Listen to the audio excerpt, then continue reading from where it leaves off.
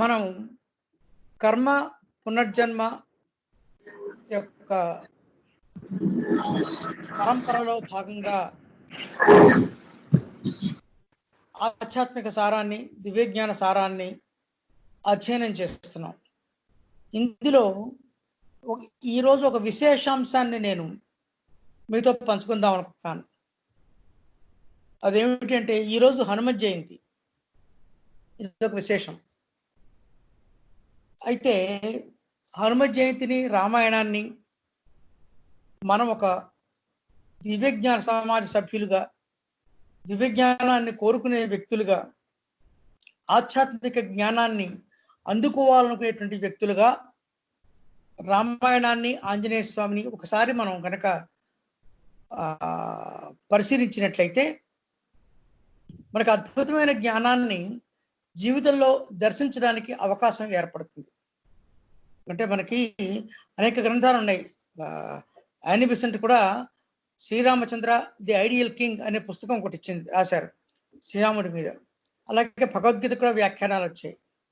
ఎవరు ఎక్కడ చెప్పినా ఏకం సత్ విప్ర బహుదా వదంతి, ఒకే ఒక సత్యాన్ని, ఒక జ్ఞానాన్ని ఎందరో పెద్దలు అనేక రూపాల్లో వ్యాఖ్యానించారు. మన దివ్యజ్ఞాన సమాజ సిద్ధాంతం యొక్క రెండవ లక్ష్యం ఏమిటంటే సర్వమత విషయాల యొక్క సారాన్ని మనం అధ్యయనం చేయడం. అలా అధ్యయనం చేస్తున్నప్పుడు దానిలో సారాన్ని మనం జ్ఞానంగా అందుకోవడమే మన యొక్క లక్ష్యం. కాబట్టి ఆ లక్ష్యం కోసమే నేను ఈరోజు ఆంజనేయ స్వామి యొక్క అద్భుతమైనటువంటి మూర్తిని, ఆ వ్యక్తిత్వాన్ని, ఆ సాధనని మనం దర్శనం చేసినట్టయితే మనలో ఉన్నటువంటి అహంకారాన్ని మనం దర్శించవచ్చు ముందర. ఎందుకంటే మనం మనోవాక్కాయ రూపాలలో మన కర్మలు చేస్తున్నాం. మరి ఈ మూడు రూపాల్లోనూ మన అహంకారం వ్యక్తం అవుతుంటుంది. దేని ద్వారా మనం కర్మలు చేసినా కర్మ ఫలం తప్పదు. కాబట్టి ముందు మనం ఏం చేయాలంటే ముందు మన అహంకారాన్ని మనం గుర్తించగలగాలి. ఆ అహంకారాన్ని గుర్తిస్తే అప్పుడు దేని ద్వారా కర్మ జరుగుతుంది అనే విషయం మనం గుర్తిస్తాం. అందుకోసం దీనికే మనకి జిడ్డు కృష్ణమూర్తి గారి మాటల్లో కూడా కంప్లీట్ సెల్ఫ్ అబ్నగేషన్ అన్నారు. దానికి మరో సంస్కృత పదం అహంకార రాహిత్యం. అహంకారం లేకపోవడం. ఇంకా అక్క తెలుగులో చెప్పుకోవాలంటే నేను లేని భావం. నేను లేకుండా ఎట్లా ఉంటామండి? నేననేవాడిని లేకపోతే అసలు ప్రపంచం ఏది నడవదుగా. ప్రతిదీ నేనులో నడుస్తుంది. నేను అనేటువంటి భావం లేకుండా అసలు మన జీవితమే లేదు. నేను ఈ పని చేస్తాను, నేను ఈ క్లాస్ తీసుకుంటున్నాను, ఇలా మాట్లాడుతాను, 10 మందితో పంచుకుంటాను. అప్పుడు నేను లేకుండా ఎట్లా ఉంటుంది? దీనికి మనకు భగవద్గీతలోనే ఒక విషయం చెప్పారు. నువ్వు చేస్తున్న పనిలో నీకు కర్తృత్వ భావం ఉండకూడదు. ఇది నాది, ఇది నా కోసం చేస్తున్నాను, దీనివల్ల నాకు లాభం నాకు ఒక్కడికే లాభం కలుగుతుంది, నేను చాలా సుఖంగా ఉంటాను అనేటువంటి భావం లేకుండా సర్వము కూడా ఒక సౌభాగ్యానికి, ఒక కళ్యాణానికి, ఒక ఆనందానికి, ఒక సౌభ్రాతృత్వానికి సమర్పిస్తూ ఎల్ల కర్మలు ఈశ్వరార్పణం అని చేయడం అనేటువంటిది పని పాడవనండి, బాగవనండి. నేను అనే భావం లేకుండా చేసిన కర్మలు చేసినట్లయితే అలాంటి కర్మలకి కర్తృత్వం ఉండదు. కర్తృత్వం లేకపోతే కర్మఫలం ఉండదు. అంటే కృష్ణార్పణం చేసినట్టయితే కర్మలకు నీకు ఫలం ఉండదు. అది భగవంతుడికి సమర్పించేసాం అంటే ఆ కర్మలకి ఫలం లేకుండా అయిపోతుందని కాదు అర్థం. ఆ కర్మలకు ఫలం నీకు అంటదు అని అర్థం. ఆ కర్మల ఫలం ఉత్తమమైనట్టయితే ప్రపంచంలో ఉన్నటువంటి సామూహిక కర్మలోకి వెళ్ళి తిరిగి ప్రపంచంలో అందరికీ అందుతుంది. విశేషంగా వాళ్ళందరితో పాటు నీకు కూడా అందుతుంది. దాన్నే మనం అచ్చతెరుగు మాటలో అంటాం, ప్రపంచంలో అందరూ బాగుండాలి, అందరితో పాటు నేను బాగుండాలి, అందరితో పాటు అందరిలో ఉన్న నేను తప్పకుండా బాగుంటాను. కాబట్టి మనం అందరి కోసం మనం పాటుపడతామని. కాబట్టి ఇక్కడ మనం సూటిగా ఒక పాయింట్లోకి చెప్పి ప్రవేశిస్తాను. ఈరోజు నేను ఈ అహంకార రాహిత్యము, సెల్ఫ్ అబ్నగేషను, హనుమ వాక్ గురించి తీసుకుంటున్నాను. తీసుకున్నప్పుడు మనలో ఉండేటువంటి అహంకారాన్ని జీవితంలో అనేక ఘట్టాలలో అహంకారం మనకే తెలిసి వస్తూ ఉంటుంది. ఆ ఘట్టాలని సుందరకాండని కూడా నేను మీకు తులనాత్మకంగా కంపారిటివ్గా మీకు అధ్యయనం చేస్తూ ముందుకు సాగుతాం. అంటే ఇక్కడ నేను రామాయణం యొక్క సౌందర్యాన్ని మీకు ఇది మోక్షకారకం అనో చెప్పడం కోసం చెప్పడం లేదు. ఒక సాధకుడిగా అహంకారాన్ని పరీక్షించవలసినటువంటి వ్యక్తులుగా సెల్ఫ్ అబ్లిగేషన్ చేయడం కోసం హనుమ ఎంత మహా అద్భుతమైన మూర్తిగా మన కళ్ళ ముందు కనపడతాడో చూసినట్టయితే ముందు మన గురించి మనకు తెలుస్తుంది. మన గురించి మనకు తెలిస్తే మన అహంకారాన్ని తెలుస్తుంది. మన అహంకారాన్ని కనుక మనం కొద్దిగానైనా గుర్తించగలిగితే అప్పుడు ఈ మనోవాక్కాయ కర్మల్లో దేని చేత కూడా కనీసం కర్మలు చేయడం తగ్గించుకోగలుగుతాం. పూర్తిగా కర్మలు చేయకుండా మానలేము. అయినా కృష్ణుడు కర్మలు చేయడం మానమనలేదు. కర్మలు తప్పకుండా చేయి, కానీ కర్మల ఫలం మాత్రం నీదని కోరకు అన్నాడు. కర్మ ఫలత్యాగమే తప్ప కర్మ పరిత్యాగం కాదు మనకు చెప్పింది. కాగా మన విషయంలోకి వద్దాం.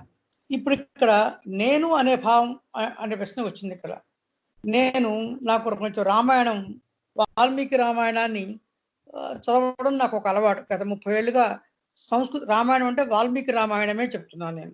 ప్రపంచంలో అనేక రామాయణాలు ఉన్నాయి. మన ప్రమాణంగా వాల్మీకి రామాయణాన్ని ప్రమాణంగా తీసుకుంటారు.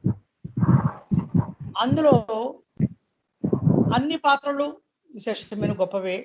ముందు ఇక్కడ మనం దర్శిస్తున్నది ఆంజనేయ స్వామి యొక్క పాత్ర. ఈరోజు హనుమ జయంతి కాబట్టి అలాంటి మహా వ్యక్తిని మనం కనుక మనం ఆ వ్యక్తిత్వ ఆ యొక్క రూపంలో ఉన్నటువంటి ఔన్నత్యాన్ని కనుక మనం దర్శిస్తే దాన్ని మనదిగా మనం చేసుకోవచ్చు. పూజలు చేయడం అర్థం మనం అదే మనం అయిపోవడం, దానిలో సంపూర్ణంగా సమర్పణ అయిపోవడం ఆ తత్వంలో. దీన్నే తత్వమసి అనో లేకపోతే దానిలో ఒక భాగం అయిపోవడం, తత్ ఆత్మభావం, తాదాత్మ్యం.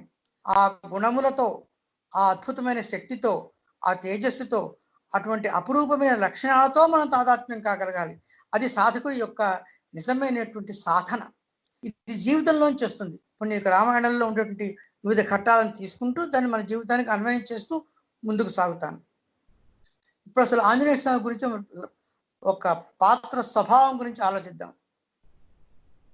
నేను రామాయణం చదివేప్పుడు ఎక్కడన్నా ఆంజనేయ స్వామి నేను నా అనే మాటలు ఆయన ఎన్నిసార్లు వాడి ఉంటాడు? నేను నా, ఇది నాకు ఇష్టం, ఇది నాకు ఇష్టం లేదు, ఇది నాకు కష్టం, ఇది నాకు వీలవుతుంది, ఇది నేను చేయలేకపోతాను, ఇది చేస్తాను అని ఎన్నిసార్లు ఆంజనేయ స్వామి అంటాడు. కాగా ఇది నాది అనే భావం కూడా. పోయినసారి క్లాస్లో మనం మెరీ ఆండర్సన్ గారి గురించి, ఆవిడ యొక్క ఉపన్యాసం యొక్క వ్యాఖ్యానం గురించి నేను చెప్తూ మీకు ఒకటి విన్నవించుకున్నాను.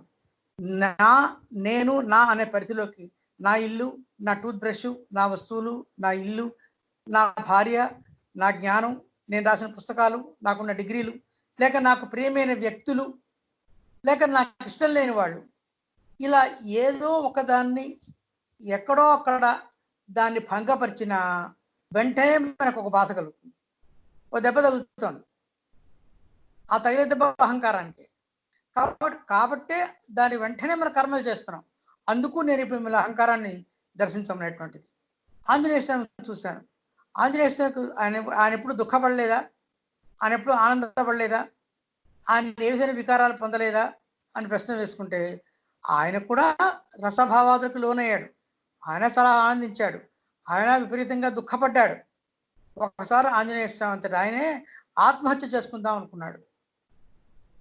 అయినప్పటికీ కూడా ఎక్కడ ఆంజనేయ స్వామి నాకు ఇష్టం లేదు కాబట్టి, నాకు దుఃఖం అవుతుంది కాబట్టి, నేను అనేటువంటి మాట, నేను నా అనే 2 పదాలు సంస్కృతంలో అక్కడ వాల్మీకి ద్వారా ప్రయోగం జరగలేదు. ఆయన బుద్ధికి తోచలేదు ఎక్కడ అసలు.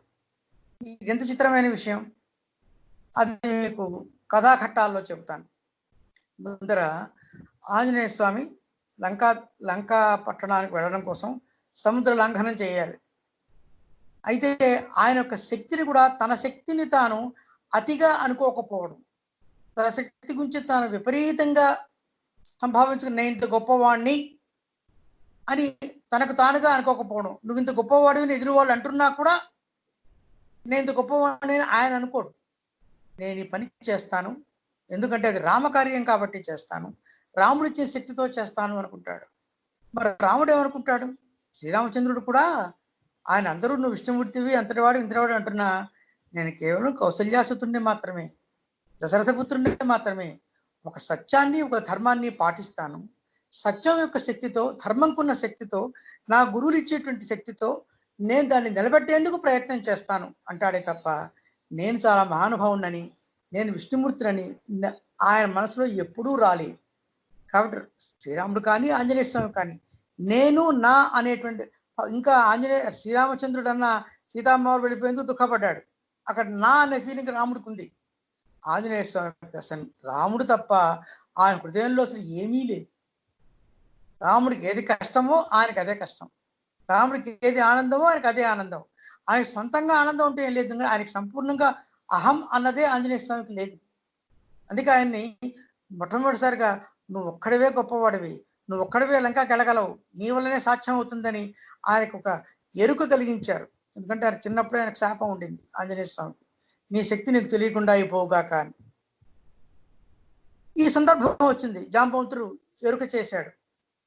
ఎరుక చేయంగానే ఆయన అన్న మాట ఏమిటి అంటే, నేను సరాసరి సూటిగా లంకకు వెళతాను, అక్కడ కనుక కనపడకపోతే సరాసరి నేను బ్రహ్మ దగ్గరికి వెళతాను. సీతామ్మవారిని కనుక రావణాసుడు చంపేశాడని కనుక చెప్పినట్లయితే సరాసరి లంకకు వెళ్ళి రావణాసుడు జుట్టు పట్టుకుని ఈడ్చుకొచ్చి రాముడి పాదాల మీద పడేస్తాను. ఈ మాట ఎవరు అనగలుగుతారు? నాకు ఇంత శక్తి ఉంది కాబట్టి అని ఆయన అనలేదు. ఇది రామజయం. ఇంతవరకు నేను మంచినీళ్ళు కూడా తాగను, ఏమీ తినను అని ప్రతిజ్ఞ చేస్తాడు. మరి ఇంత భీషమైన ప్రతిజ్ఞ చేసిన తర్వాత చిత్రమైన విషయం ఏమిటంటే, ఇక్కడ మనం హనుమని సాధకుడుగా చూద్దాం. హనుమని మన సాక్షాత్తు ఈశ్వరాంశ సంభూతుడుగానే మనం చూస్తున్నాం. ఈ మాట అన్నవాడు పరమేశ్వరుడు తప్పితే ఇంకోడై ఉండడానికి వీలేదు. బ్రహ్మ విష్ణు మహేశ్వరుల్లో ఏ ఒక్కడు మాత్రమే ఈ మాట అనగలడు. బ్రహ్మగారు ఇందులో ఒక జోక్యం చేసుకోడు, శ్రీరామచంద్రుడు ఎలాగో విష్ణుమూర్తి, పరమేశ్వరుడు తప్ప ఇంకోళ్ళు ఎవరు ఈ మాట అనలేరు, సాధ్యం కాదు.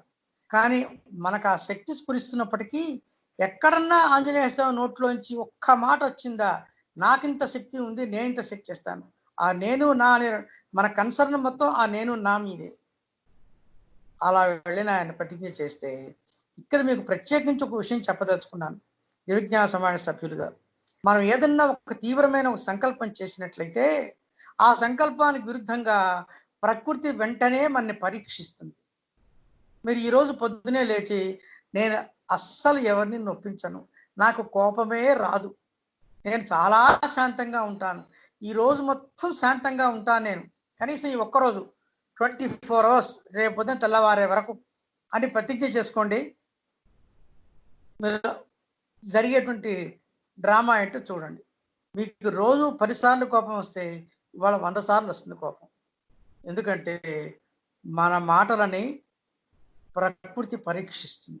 ప్రతిదానికి పరీక్షలు తప్పవు. ఆధ్యాత్మిక ప్రస్థానంలో ముందుకు వెళ్ళేవాడికి ప్రతి అడుగు కూడా అసిధారావ్రతమే. స్పష్టంగా చెప్పారు ప్రెసిడెంట్ బ్లావెట్స్కీ. Be ready. జీవితం పరీక్షిస్తుంది. Your knowledge is tested by the nature every minute. ప్రతి క్షణం పరిశీలిస్తుంటుంది. ఆంజనేయ స్వామి మాటల్ని ప్రకృతి కూడా విన్నది. నువ్వు ఈశ్వరుడు అయితే ఏంటి, ఎవరైతే రాముడు అయితే ఏంటి, ఎవరైతే ఏంటి, నువ్వు ఏ శక్తి ఏంటి, ప్రకృతి నిన్ను పరీక్షించి తీరుతుంది నీ మాటలని. ఇది మనకు వర్తిస్తుంది, ఇది మనం గుర్తుపెట్టుకోవాలి. ఆయన బయలుదేరాడు.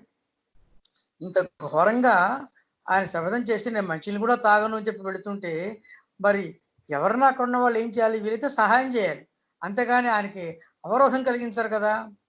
ఆయన అత్యద్భుతంగా ఆయన ఆకాశంలో వెళుతుంటే కింద ఈ దేవతలంతా ఏం చేశారు? సహకరించాలి కదా. సహకరించకపోగా సముద్ర మధ్యలో ఉన్నటువంటి మైనాకుడు అనే పర్వతాన్ని పైకి లేపారు. ఆయన నీళ్లలోంచి రెక్కలున్న పర్వతం ఆ మైనాకుడు. మీకు తెలుసు, ఒకప్పుడు రెక్కలున్న పర్వతం అది. రెక్కలున్న పర్వతాలు ఆకాశంలో విహరిస్తుంటే ఇంద్రుడు ఆ రెక్కల్ని నరికేస్తే ఆ ఇంద్రుడికి భయపడి మైనాకుడు సముద్రంలో దాక్కున్నాడు.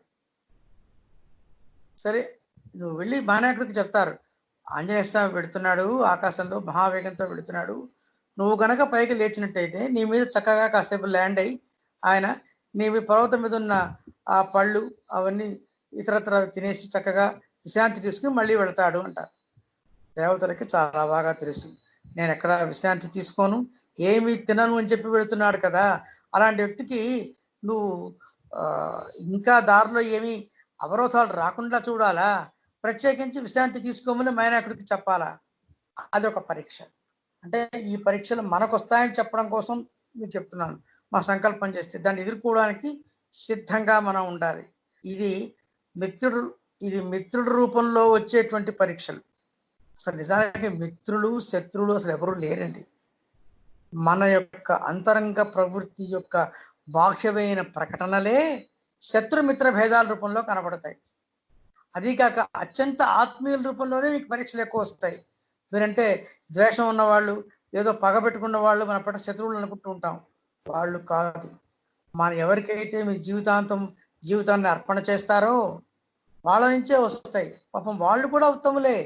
కేవలం మన అంతర్గత ప్రకృతి బయటికి ఎలా ఏ రూపంలో వ్యక్తం అయితే దాని రూపంలోనే వస్తారు.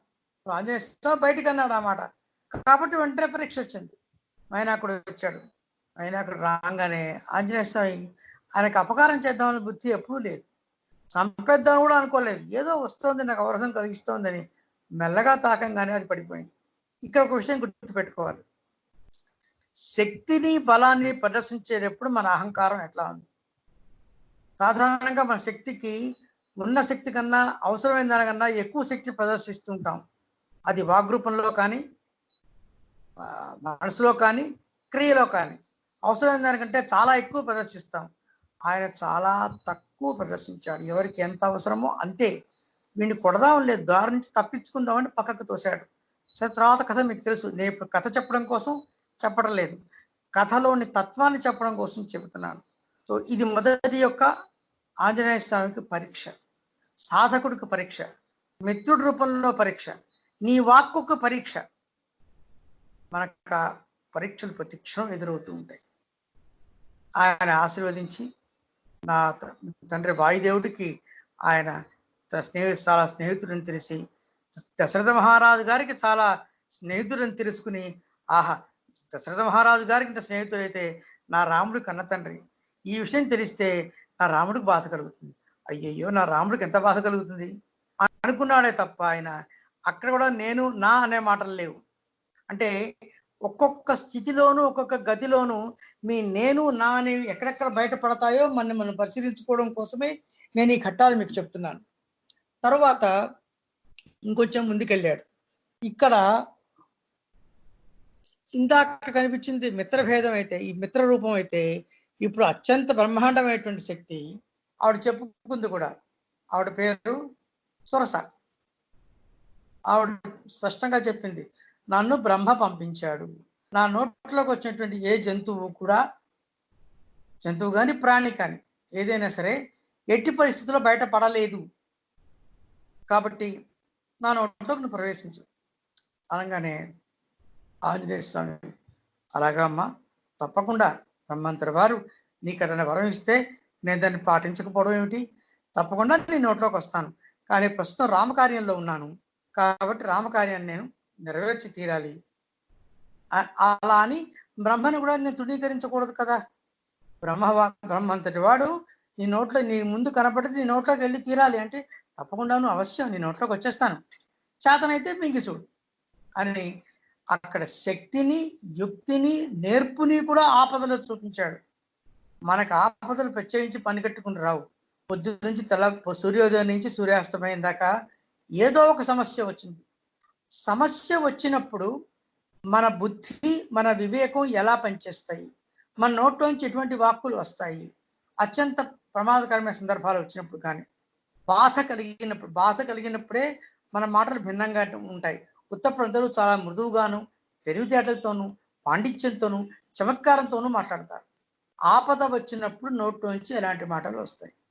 అప్పుడు కూడా చాలా బ్యాలెన్స్డ్గా, నిగ్రహముగా, వివేకముతో, వినయం కోల్పోకుండా ఉండగలవా?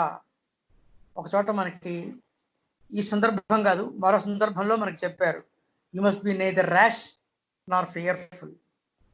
అతిగా ఉద్రేకపడి ముందుకు వెళ్ళకు, అలా అతిగా పిరిగిపడే వెనక్కి తగ్గకు, వివేకంతో వినయంతో వ్యవహరించు అని చెప్పారు మనకి. అది కనపడుతుంది ఆంజనేయ స్వామి రూపంలో. మనం ఆ ఆ యొక్క సాధనని మనం తీసుకోగలగాలి. ఎందుకంటే మనకు వచ్చేది మనం ఎదుర్కొనే నిత్య జీవితంలో అన్ని కర్మల యొక్క ఫలాలే, మన కర్మల ఫలాలే. ఒకటి 90% అంది. మీరు చేసిన కర్మల ఫలాలే మీరు అనుభవించలేక దుఃఖపడుతుంటే, రేపొద్దున మీరు ఉత్తమ సాధకులైతే ప్రపంచంలో ఉన్నటువంటి ఎంతో మంది యొక్క కర్మలు మీరు తీసుకోవడానికి సిద్ధంగా ఉన్నప్పుడు అప్పుడు ఎట్లా ఉంటారయ్యా మీరు? You cannot bear your own karma, how can you lift the karma of the old humanity? You be prepared. కనీసం ఒక్క కన్నీటి పొట్టైనా మనం తుడపడానికి తగిన సమర్థతను సంపాదించుకోగలగాలి. మన కన్నీటి ప్రవాహంలోనే మనం కట్టుకుపోతే ఎట్లా? అలా రెండవ పరీక్ష వచ్చింది. చక్కగా ఆంజనేయ స్వామి కథ తెలుసు. నేను కథ గురించి మీకు చెప్పడమే చెప్పట్లేదు, కథలో ఉండేటువంటి సాధన గురించి చెప్తున్నాను. ఆ నోట్లోకి వెళ్ళాడు, బ్రహ్మాండ రూపం ధరించాడు. ఆ తర్వాత తులసి మెచ్చుకుంది. కాబట్టి ఇక్కడ మనకేం తెలుస్తుంది అంటే, సమస్య వచ్చినప్పుడు సమస్యకి నువ్వు ఎలా స్పందిస్తున్నావు అన్నదే సమస్య యొక్క పరిమాణాన్ని చూపిస్తుంది. పరిమాణం దాని యొక్క సైజు, పరిణామం దాని యొక్క ఎండ్ రిజల్ట్. ఈ రెండు కూడా నీ యొక్క రియాక్షన్. నువ్వు ఎలా రియాక్ట్ అవుతావు. కొత్త కర్మల, గతంలోని కర్మల ఫలితంగానే ఇది వచ్చింది. ఇప్పుడు మళ్ళీ ఏ కొత్త కర్మ చేయకుండా నువ్వు దాన్ని ఫేస్ చేయగలవా? ఇది చాలా పెద్ద ప్రశ్న సాధనలో. అక్కడ హనుమ చేసి చూపించాడు. మనం అందరం కూడా హ ను మా కావాలి. హ ను మా అంటే ఆ ఉ మా, ఓంకారం. మనం ఆ ఓంకారం నుంచి వచ్చాం. ఓంకారాన్ని సాధన చేద్దాం. ఆ ప్రకృతి మనలో ఉంది. ఇంకా ఆంజనేయ స్వామి ముందడుగు వేశాడు. ఈసారి జలంలో ఉన్న ప్రాణి సురస ఉంది, అది నీడ పట్టుకు లాగేస్తుంది.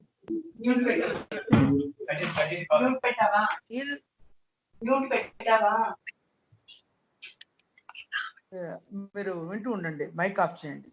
ఆంజనేయ స్వామి సముద్రం మీద వెళుతుంటే సింహిక అనేటువంటి ఒక ప్రాణి, జలంలో నీళ్లలో ఉన్న ప్రాణి, ఒక జంతువు, అది ఒక రాక్షస స్వరూపిణి. అది ఆంజనేయ స్వామి యొక్క నీడ పట్టుకు కిందికి లాగేస్తూ ఉంటుంది. లాగుతూ ఉంటే ఆయన చూసి, ఇదేమిటిది, నేను ఎందుకు ఇట్లా వెనక్కి కిందికి ఎంత వేగంగా పైకి వెళుతున్నా నేను ఎందుకు కిందికి పైకి వెళ్ళలేకపోతున్నాను అని ఆలోచిస్తుంటే, ఎవరో నన్ను పట్టుకు కిందికి లాగుతున్నారని చూశాడు. ఇది కనపడింది. దీంతో పెద్దగా తర్కం కానీ డిస్కషన్స్ కానీ ఇలాంటివి ఏం లేదు. ఎవరితో ఎప్పుడు ఎక్కడ ఎంత మాట్లాడాలో అంతే మాట్లాడడం ఔచిత్యం. దీన్ని ఔచిత్యం, ఇది ఒక శాస్త్రం. ఔచిత్యం అయితే ఒక శాస్త్రం. క్షేమేంద్రుడు ఆయన పెద్ద మనిషి చెప్పాడు.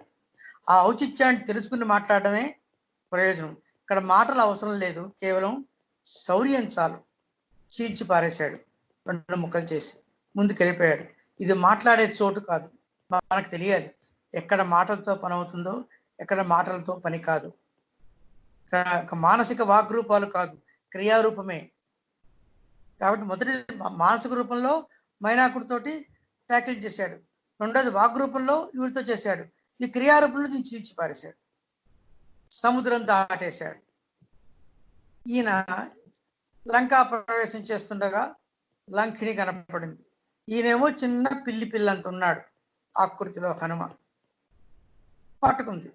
నన్ను బ్రహ్మ పంపించాడు లంకాపట్టణం కాపుగా, నువ్వు ఎవరివి, ఓరి దుర్బుద్ధి అని.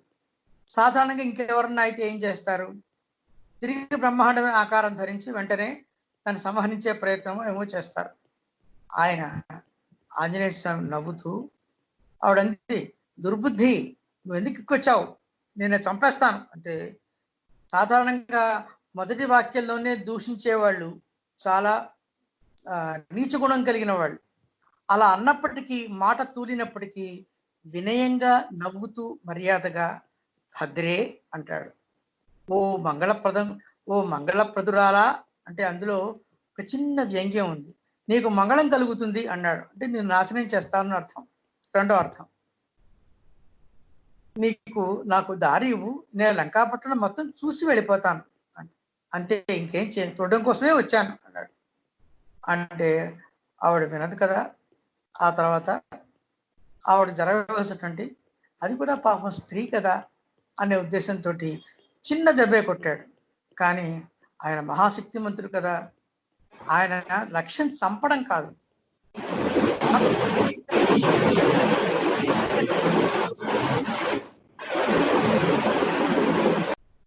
మైక్స్ జాగ్రత్త సార్, ఇబ్బంది అవుతుంది. శత్రు నిగ్రహం మాత్రమే. ఇక్కడ కూడా గమనించండి, అప్పుడు మైనాకుడితో కానీ సురసతో కానీ సింహికని చంపేటప్పుడు కానీ ఈవిడితో లంకినితో మాట్లాడేటప్పుడు కానీ ఎక్కడా కూడా మనస్సు తొట్టుపడ్డం కానీ, మనస్సు చింతనకు లోను కావడం కానీ, మనస్సు అల్లకల్లోను అవడం కానీ ఎక్కడా లేదు. మనస్సు సంపూర్ణముగా తన బుద్ధి చేత నిగ్రహించబడింది. బుద్ధిమతాం వరిష్టం, బుద్ధి చేత ఆత్మశక్తితో బుద్ధిని ప్రచోదనము చేసి, ధియోన ప్రచోదయాత్ అంటాం కదా, ఆ బుద్ధి ప్రచోదనము చేసి దాని చేత సర్వేంద్రియము రక్షించినటువంటి వాడు ఆయన. కాబట్టి ఆయన ఇంద్రియం చేతి నిగ్రహం కోల్పోవడం జరగదు. అలా ఆయన లంకలో ప్రవేశించిన తర్వాత మనం ఇక్కడ చెప్పుకోలేం. కానీ అసలు ఆంజనేయ స్వామి లంకా పట్టణాన్ని ఏమేం పరిశీలించాడు, ఎలా పరిశీలించాడు అన్నది కనీసం ఒక వారం రోజులు చెప్పుకోవాల్సిన విషయం. అది అనేక విషయాలు, అనేక శాస్త్రాలు, సంగీతము, నృత్యము, యుద్ధకౌశలము, నిర్మాణము, లంకాపట్ట నిర్మాణం, వాళ్ళ శౌర్య పరాక్రమాలు, రాక్షసుల వేదమంత్రాలు, వాళ్ళ యుద్ధ విద్యలు అన్ని సమగ్రంగా పరిశీలిస్తూ వాటిని ఆస్వాదిస్తూ తెలుసుకుని, ఎందుకంటే ఒక విషయాన్ని తెలుసుకున్నవాడు మాత్రమే శబాష్ అనగలడు. తెలియని వాడు, ఏమీ తెలియని వాడు తలవుకుంటాడు. సర్వవిధ విషయాలని తాను గ్రహిస్తూ తెలుసుకుంటూ మెచ్చుకుంటూ ముందుకు సాగుతాడు. ఇక్కడ అది మీరు కావాలంటే తర్వాత రామాయణం చదువుకోవచ్చు, మన ప్రస్తుత చర్చ అది కాదు కాబట్టి చెప్పడం లేదు. ఇక్కడ మరి సీతమ్మవారిని ఎక్కడ వెతకాలి? ఎక్కడైతే రావణాసుడి అంతఃపురంలో ఉన్న స్త్రీలు ఉన్నారో అక్కడికి వెళ్ళాలి. అక్కడికి వెళ్ళారు. అక్కడ స్త్రీలంతా కూడా విపరీతంగా మత్తుపానీయాలు తాగి ఒంటి మీద స్పృహ లేకుండా, వస్త్రాలు కూడా అస్తవ్యస్తం అయిపోయిన రీతిలో ఉంటాయి.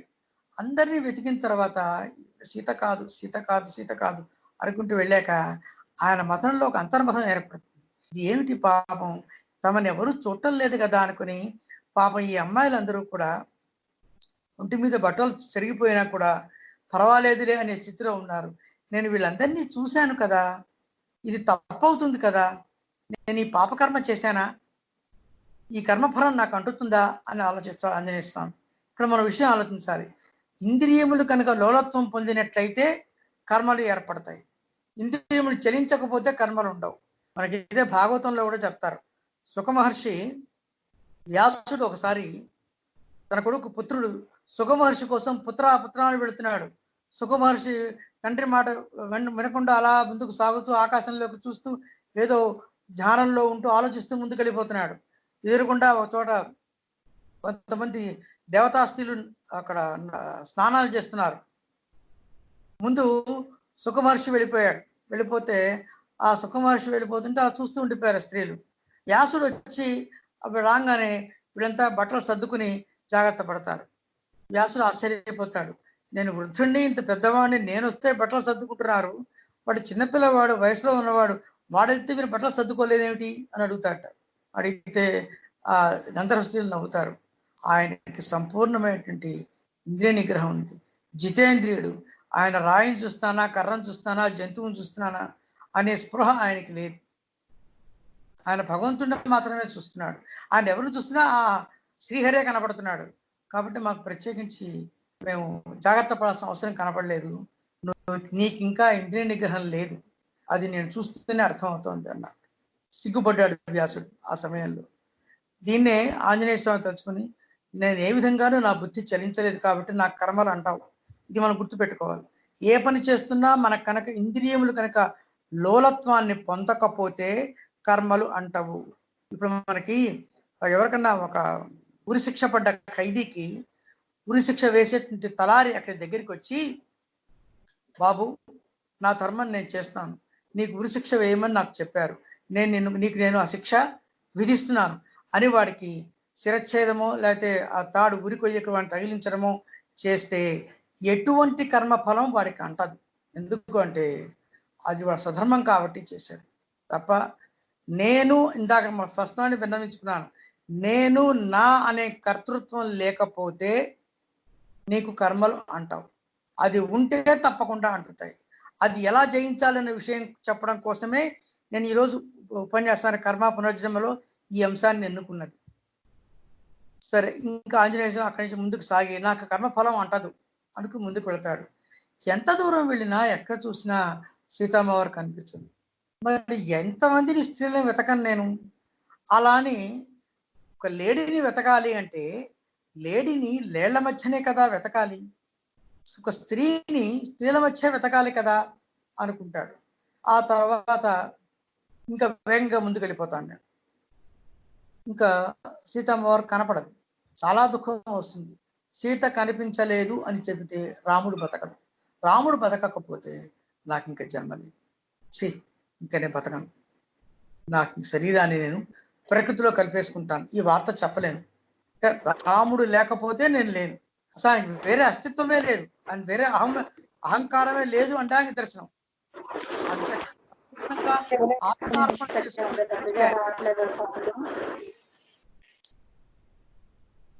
మనము కూడా అహంకారాన్ని పరిత్యజించి సంపూర్ణంగా గురుసేవ కనుక మనల్ని మనం అర్పించుకున్నట్టయితే మన ఇంద్రియాలన్నీ కూడా చక్కగా గురుసేవకు అంకితం కాగలగాలి. అప్పుడు వాటిలోకి ఆ దైవ శక్తి ప్రవేశిస్తుంది. ప్రకృతే తన యొక్క శక్తి ద్వారా మనల్ని నడిపిస్తుంది. మనకి రామాయణ ఇక్కడ ఇంకోటి చెప్తారు. ఆంజనేయ స్వామి ముందు బయలుదేరేటప్పుడు సీతామ్మవారిని ముందు స్మరించలేదు, శ్రీరాముడిని మాత్రమే స్మరించాడు, అందుకే సీత కనబడలేదు అంటారు. ఇక రామాయణంలో విశేషమైనటువంటి అంశం ఏంటంటే రామాయణంలో స్వయముగా తానంతట తానుగా ఒక మహాలక్ష్మి స్వరూపంగా అవతరించినటువంటి వ్యక్తి సీత.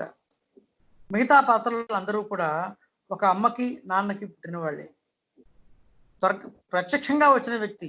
కాకపోతే లోకంలో ప్రజల కోసం వాళ్ళు దైవాంశ సంభూతులే అయినా మామూలు మనుషుల్లానే మాట్లాడతారు.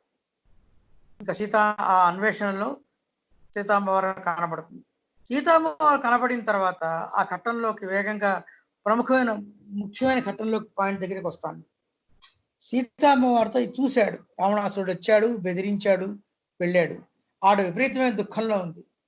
ఆవిడ ఇంకా బతకను అనుకుంటాను. ఇప్పుడు సీతామ్మవారితో ఎలా మాట్లాడాలి? ఇక్కడ నేను నా అనేటువంటి భావాలు లేనివాడు వ్యక్తి సంపూర్ణ దుఃఖంతో ఉన్న వాళ్ళతో మాట్లాడాలి. ఇప్పుడు ఈ పని మనం కూడా చేస్తాం అప్పుడప్పుడు. మీరు గమనించండి, మన ఇళ్లలో కూడా మగవాళ్ళు ఎంతమంది చేస్తారో నాకు తెలియదు, కానీ స్త్రీలు చాలా సందర్భాల్లో, మగవాళ్ళలో కూడా ఉంది, పురుషుల్లో సాక్రిఫైస్ గుణం లేదని కాదు, స్త్రీలలో మాటల్లో ఎక్కువ బయటపడుతుంది. అంటే మీరు రోజు మీరేం భోజనం చేశారు అంటే ఇవాళ మా వారింటో లేరండి, ఏదో పచ్చరేసు తినేసాం అనేటో బయటకు వెళ్ళారు. అదే ఆయన ఉంటే మీరు భోజనం చేస్తారా, లేకపోతే ఆయన లేకపోతే తిండి మానేస్తారా? ఆయన ఉంటే అన్ని చేస్తాను లేండి, నాకైతే ఒక పచ్చడి చాలండి. వాళ్ళ పిల్లలు లేరు, పిల్లలు బయటకు వెళ్ళారు, నా కోసం ఎందుకు? అంటే పొద్దున్న నుంచి రాత్రి దాకా నా పిల్లలు, నా భర్త, వీళ్ళందరూ నా అనే వాళ్ళు అయినప్పుడు కూడా ఆ నా అనే పరిధిలో నేను లేను, వాళ్ళు మాత్రమే ఉన్నారు. అంటే తన యొక్క అహంకార రాహిత్యాన్ని అది తెలియజేస్తుంది. అలాగే మానవుడు కూడా కుటుంబం కోసమే ప్రయత్నం చేస్తున్నాడు. అసలు మన సాధనలో కూడా అదే చెప్పారు. ముందు ఎందుకు పెళ్లి చేసుకోవాలి అంటే ఒక భార్య పిల్లల కోసం తన జీవితం మొత్తం అర్పించిన వాడు, ఆ తర్వాత ఆ కుటుంబ పరిధిని పెంచి సమస్త విశ్వంలోని ప్రతి ఒక్కళ్ళు నా అనే కుటుంబంలోకి చేర్చిన వాడే సన్యాసి. తన కుటుంబాన్ని తన కుటుంబంగా భావించేటువంటి వాడు సంసారి, ప్రపంచాన్ని తన కుటుంబంగా భావించేవాడు సన్యాసి. అంటే ప్రేమ యొక్క పరిధి పెరిగింది అంతే తప్ప ప్రేమ యొక్క లక్షణంలో మార్పు రాలేదు, స్వార్థం రెండిపోయినాయి. అలాగే ఆంజనేయ స్వామి యొక్క మాటల్లో కూడా ఏ భావం స్థితిలో కూడా నాకు ఇది ఆనందం, నాకు ఇది సుఖం, నాకు ఇది కష్టం అనుకోలేదు. తను చేసేటప్పుడు కానీ సీతామ్మవారిని వెతికేటప్పుడు కానీ. ఇప్పుడు పెద్ద సమస్య ఏంటంటే సీతామ్మవారితో ఎలా మాట్లాడాలి, ఏం మాట్లాడాలి? ఎందుకంటే దుఃఖంతో ఉన్న వాళ్ళతో, బాధలో ఉన్న వాళ్ళతో, భయంతో ఉన్న వాళ్ళతో, మాయలకి లోనవుతున్న వాళ్ళతోటి మాట్లాడడం చాలా చాలా కష్టం. వాళ్ళకి నచ్చేట్టుగా మాట్లాడాలి. ముఖ్యంగా నా అనే అహంకారాన్ని ప్రదర్శించకుండా తనను తాను పరిచయం చేసుకోవాలి అంటే ముందర నేను అనేవాడు మనం ఎలా పరిచయం చేసుకుంటాం మన అహంకారాన్ని? నేను ఒక జడ్జినండి, నేను ఒక పోలీస్ ఆఫీసర్నండి, లేకపోతే ఒక లెక్చరర్నండి, ఒక ప్రిన్సిపాల్నండి, ఒక చార్టర్డ్ అకౌంటెంట్ అని, ఒక ఇది ఒక కొన్ని డిగ్రీలకు సంబంధించినవి, కొన్ని పదవులకు సంబంధించినవి, కొన్ని బిరుదులకు సంబంధించినవి. ఏం లేకపోతే నేను ఒక కోటీశ్వరుణ్ణి, నేను ఒక పెద్ద బిజినెస్ మ్యాన్, ఇలా చెప్తారే తప్ప నేను ఒక ఆత్మని ఎప్పుడు అనలే. నువ్వు ఎవరివి అంటే వీ యొక్క వృత్తులతోనో డిగ్రీలతోనో వీటితోనో ఐడెంటిఫై చేసుకుంటాం మనం. ఇక్కడ ఆంజనేయ స్వామి తనను తాను పరిచయం చేసుకునేటప్పుడు ఎట్లా పరిచయం చేసుకున్నాడు అని గమనించాను నేను. సీతమ్మ వారికి చెప్పుకునేటప్పుడు కూడా ముందు నమ్మిక కలిగించడం కోసం ఆవిడికి అత్యంత ప్రియమైనటువంటివన్నీ కూడా ముందర చెప్పి, ఏమి చెప్పితే మన జీవితంలో గుర్తుపెట్టుకోవాలి. నువ్వు ఎంత బ్రహ్మజ్ఞానివైనా అవతల వాడికి ఆనందం కలిగించినప్పుడే నీ జ్ఞానానికి సార్థకత. ఎప్పుడు కూడా ఎంత బ్రహ్మర్షులు మాట్లాడినా కూడా అవతల వాడి హృదయానికి ఎక్కాలి. ఎవరికి ఎప్పుడు ఏ స్థాయిలో ఎంత బాగా ఎక్కేట్టుగా చెప్పగలిగితేనే నీ యొక్క ప్రజ్ఞ అంత గొప్పగా ఉన్నట్టు. నాకు బ్రహ్మజ్ఞానం ఉంది, నువ్వు వినకపోతే నువ్వు మూర్ఖుడు అన్నట్టుగా ఉండకూడదు. వాడి స్థాయిలో వాడికి చెప్పగలగాలి. ఆంజనేయ స్వామి చూడండి, సీతమ్మ వారికి తెలియాలి ముందు ఏం చెబితే ఆవిడకి ప్రసన్నం అవుతుంది. ఇక్కడ లేడీస్ సైకాలజీ చూశాడు. ఒక అమ్మాయికి అత్యంత ఆనందం దేని వల్ల కలుగుతుంది అంటే తన భర్త యొక్క సౌందర్యాన్ని పొగిడితే ఆ అమ్మాయి ఫ్లాట్ అయిపోతుంది. అందుకే రామ కమలపత్రాక్ష సర్వసత్వ మనోహర అని ముందు స్టార్ట్ చేశాడు.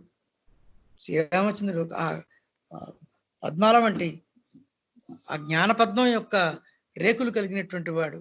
ఆ సౌందర్యం అద్భుతమైనటువంటి సౌందర్యం అనగానే ఆవిడ కన్నులు అర్థనిమిరితలైనాయి. ఆ రాముడి మనసులోకి రాగానే అన్నీ మర్చిపోయింది.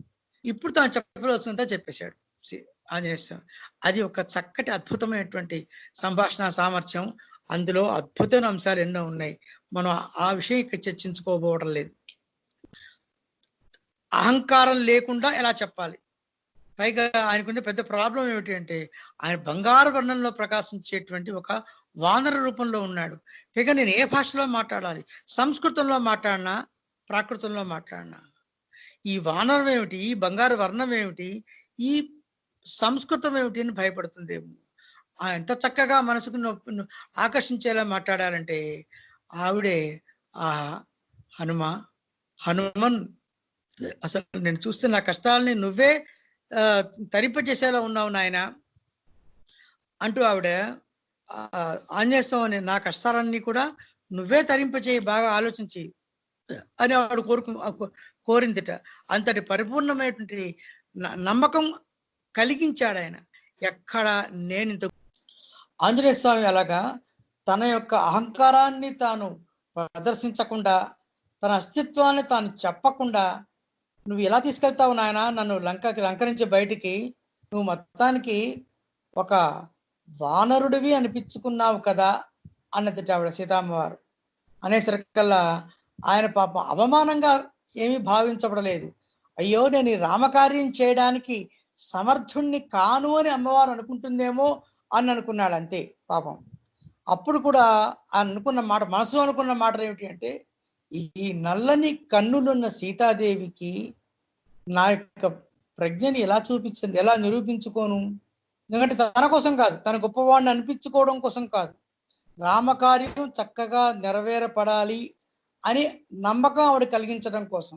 అందుకని రామాయణంలో ఒకే ఒక చోట, వాల్మీకి రామాయణంలో ఒకే ఒక చోట ఆంజనేయ స్వామి పంచముఖ ఆంజనేయ స్వామి యొక్క రూపాన్ని పొందుతాడు.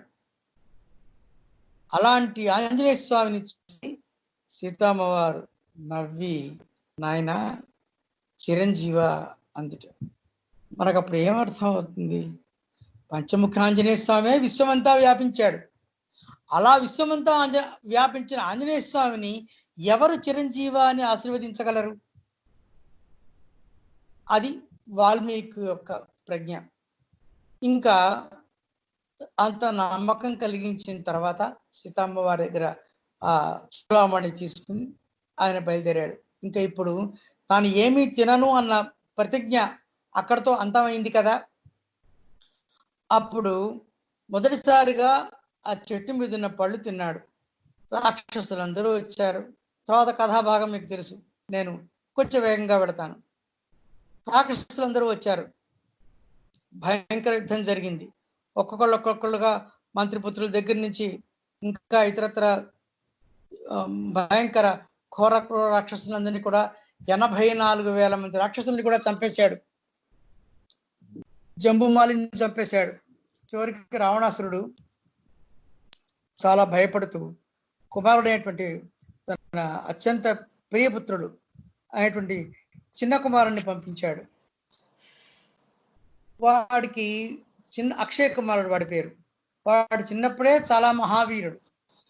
ఇక్కడ ఏ యుద్ధం చేస్తున్నా ఈ యుద్ధ ఘట్టంలో నేను గమనించింది ఏమిటి అంటే, ఎక్కడా కూడా ఆంజనేయ స్వామి తన యొక్క శౌర్యాన్ని చంపినందుకు గాను ఒక ఆనందం కానీ, చంపుతున్నప్పుడు ఒక క్రోధం కానీ, ఒక తీవ్రమైనటువంటి ఉగ్రత్వాన్ని పొందడం కానీ ఎక్కడా లేదు.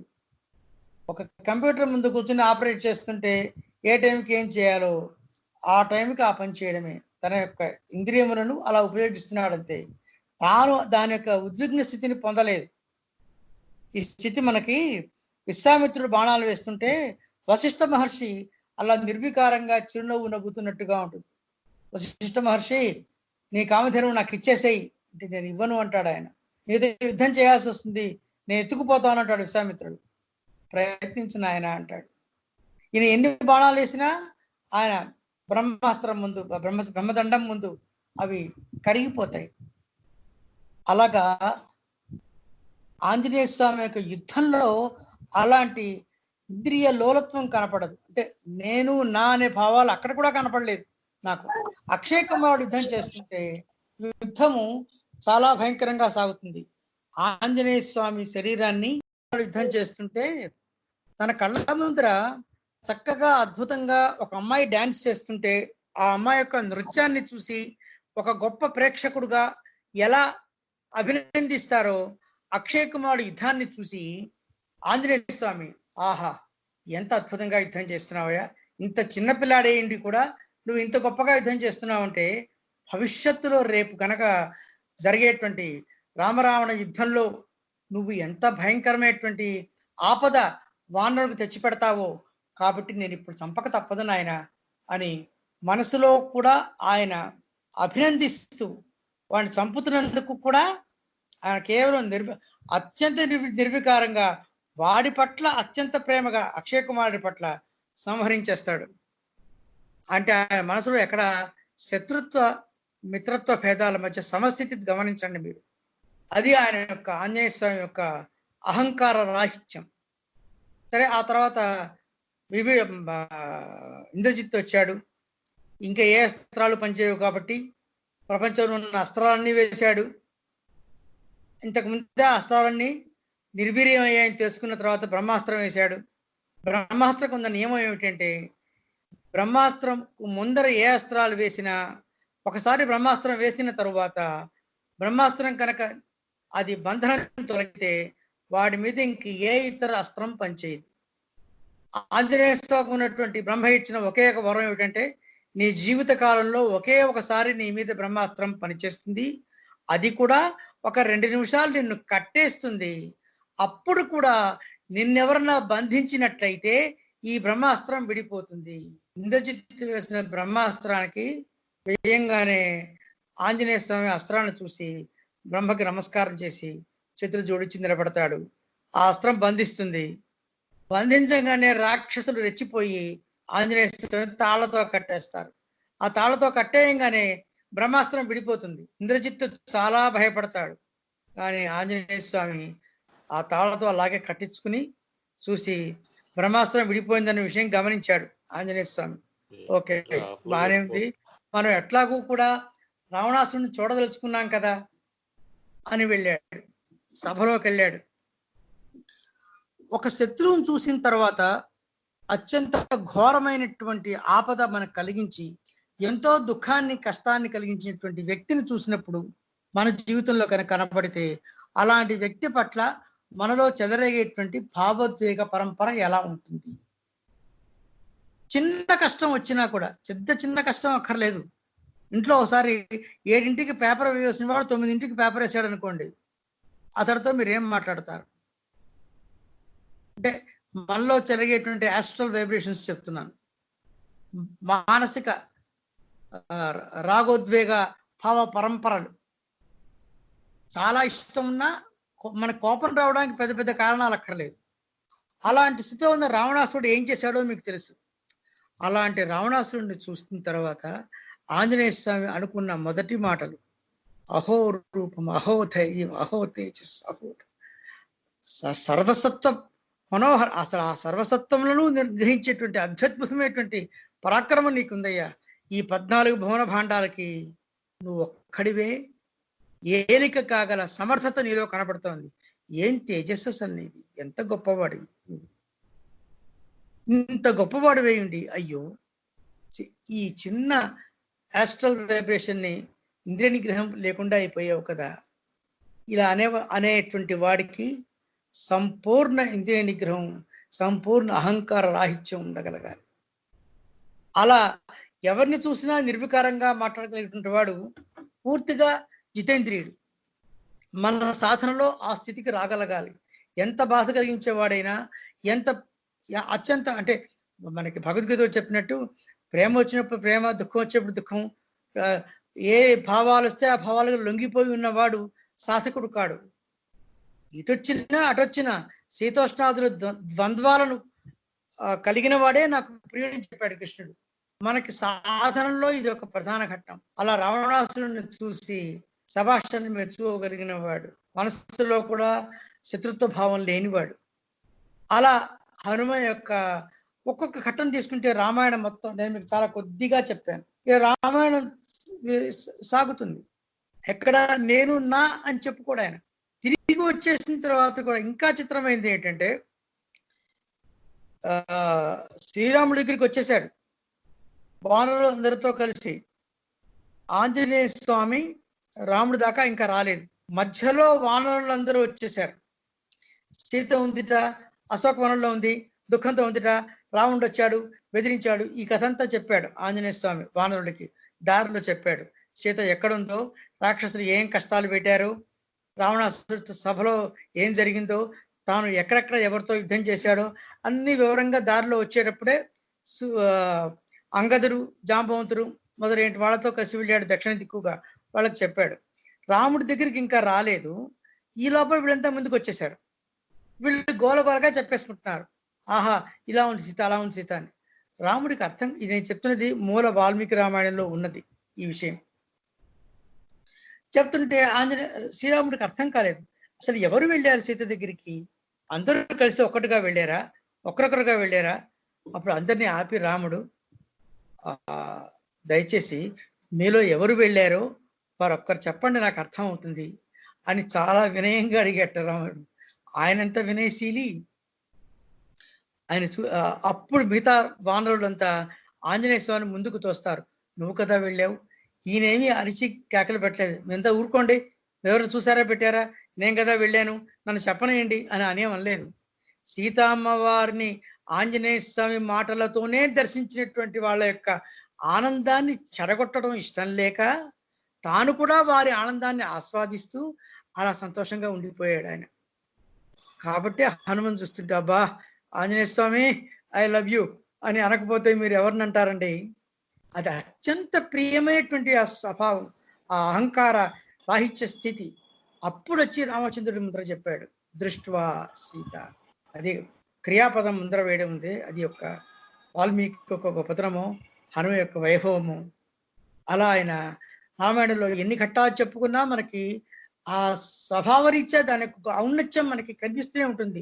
ఒక దివ్యజ్ఞాన సమాజ సభ్యులుగా మనకి, అంటే ఇంతవరకు నేను మీకు విరమించుకున్నది ఏంటంటే, రకరకాల రసభావ స్థితుల్లో శత్రువులు వచ్చినా, మిత్రులు వచ్చినా, ఆనందం కలిగించే వాళ్ళు వచ్చినా, యుద్ధమే చేసినా, సీత ముందైనా, రావణాసురుడు ముందైనా, అక్షయ కుమారుడు ముందైనా, ఎవరి ముందైనా సరే ఆయన యొక్క ఆంజనేయ స్వామి యొక్క ఆ సమస్థితి. ఆఖరికి యుద్ధరంగంలో కూడా వాళ్ళిద్దరు ఎదుర్కొంటారు. ఒక చోట యుద్ధకాండలో వస్తుంది, ఆంజనేయ స్వామి రావణాసురుడు తలపడతారు. అప్పుడు అంటాడు రావణాసురుడు, దొరికావు ఇన్నాళ్ళకి, ఆనాడు వచ్చావు కదా, నేను తోక కాల్చి పంపించాను అంటాడు. నిజమే, నేను నీకు దొరకలేదు, నువ్వే నాకు ఇప్పుడు దొరికావు. ఎందుకంటే అప్పుడు చంపాల్సి వస్తే నేను దుఃఖపడేవాడిని. అయ్యో రాయబారిగా వచ్చాను, నీకు దూతగా వచ్చిన వాడిని, నేను ఇప్పుడు నేను చంపకూడదు కదా అని చెప్పని వాళ్ళని మాత్రమే చంపాను. నేను నా వాళ్ళందరినీ చంపలేదా అంటాడు రావణాసుడు. నేను నాకు చెట్ల మీద పళ్ళు ఉన్నాయి, నాకు ఆకలేసింది, నేను ఆ పళ్ళు తిన్నాను. చెట్ల మీద ఉన్నటువంటి పళ్ళు తినడం మా కోతులకి మాకున్న హక్కు. మేము తినగా మిగిలిన పళ్ళని మాత్రమే ఈ మానవులు తినాలి. దానికి భంగం కలిగించారు, వాళ్ళని కొట్టాను, వాళ్ళు చచ్చిపోయారు. ఇందులో నేను చేసిన తప్పేమీ లేదు అంటాడు. మంచిది, ఇప్పుడు నీకు నేను శిక్ష వేస్తున్నాను, సరే నువ్వు వచ్చి ముందే నువ్వు దెబ్బ కొట్టు అంటాడు రావణాసుడు. నువ్వు నన్ను కొట్టడం ఏమిటి, నేను నిన్ను కొట్టడం కాదు, నువ్వే నన్ను కొట్టు, ఓ దెబ్బ, బ్రహ్మాండానికి దెబ్బ కొట్టు, తర్వాత నిన్ను చంపేస్తాను అంటాడు ఆంజనేయ స్వామి నవ్వుతూ. అలా కాదు, అలా కాదు, నువ్వే నన్ను ఒక భయంకరమైన గుద్దు గుద్దు, తర్వాత చంపేస్తాను. ప్రపంచంలో ఆంజనేయ ఒక కోతి రావణాసురుడిని కొట్టింది అన్న కీర్తి నీకు ఉండిపోతుంది అని నవ్వుతాడు రావణాసురుడు. అబ్బా అట్లాగా ఈ ఈ ఈ కుడి చేతి ముష్టి దెబ్బకే నీ చిన్న కొడుకు చచ్చిపోయాడు, గుర్తు తెచ్చుకో అంటాడు. అది చాలా బాధేస్తుంది రావణాసుడికి. భయంకరంగా కొడతాడు. కొట్టగానే ఆంజనేయ స్వామికి వెందులో చాలా భయంకరమైన దెబ్బ తగ్గుతుంది. అదిరిపోయి శభాష్ రావణ, చాలా గొప్పవాడు పోయి, నువ్వు ఏదో కైలాస పర్వతాన్ని ఎత్తావంటే ఏమో అనుకున్నా కానీ శభాష్ అంటాడు. అంటే ఇంత సరసరస భావములతో యుద్ధరంగంలో కూడా ఇంద్రియ నిగ్రహం కోల్పోకుండా ఉండగల అత్యంత అపూర్వమైనటువంటి స్థితి, బుద్ధిమతాం వర్షుడైనటువంటి వాడు, బుద్ధికి అధిపతి అయినటువంటి వాడు, భవిష్యత్ బ్రహ్మగా చెప్పుకోబడేటువంటి ఆంజనేయ స్వామి మన జీవితంలో ప్రతి ఒక్క క్షణంలోనూ మన కర్మలు ఆచరించేటప్పుడు మనోవాక్కాయ కర్మలలో మన యొక్క ఒక దివ్యజ్ఞాన సమాజ సభ్యుడిగా, సాధకులుగా మనం ముందుకు అడుగు వేసే ప్రతి అడుగులో ఆయన మన జ్ఞాపకం వస్తారు. అది తలచుకుని మనం సాధన చేస్తూ ముందుకు వెళ్ళాలి. అలా చేసినప్పుడే కర్మలు మనకి అంటవు. లేకపోతే అడుగడుగున ప్రతి ఒక్క మాటకి, చేతకి, సంకల్పాలకు కూడా కర్మలు ఉంటాయి. దుష్ట సంకల్పాలకి ఉంటుంది, నీచ సంకల్పాలకి ఉంటుంది. కాబట్టి అలాంటి ఆంజనేయ స్వామి యొక్క చరిత్ర, రామాయణం, సుందరకాండ, రామాయణ ఘట్టాలు మనం విని మనం దీన్ని కూడా డెసెంట్ శ్రీరామచంద్రాది అడిల్ కింగ్లో కొన్ని చోట్ల ఇచ్చింది. ఇంకా రామాయణ ఘట్టాలు కూడా మన దివ్యజ్ఞాన సమాజ సాహిత్యంలో ఉన్నాయి. మనం వాటిని దర్శించి మరింతగా మన యొక్క ఆధ్యాత్మిక ప్రస్థానంలో ముందడుగు వేయాలని మనం కోరుకుంటున్నాను. ఇంకేమన్నా ప్రశ్నలు ఉంటే వేయచ్చు.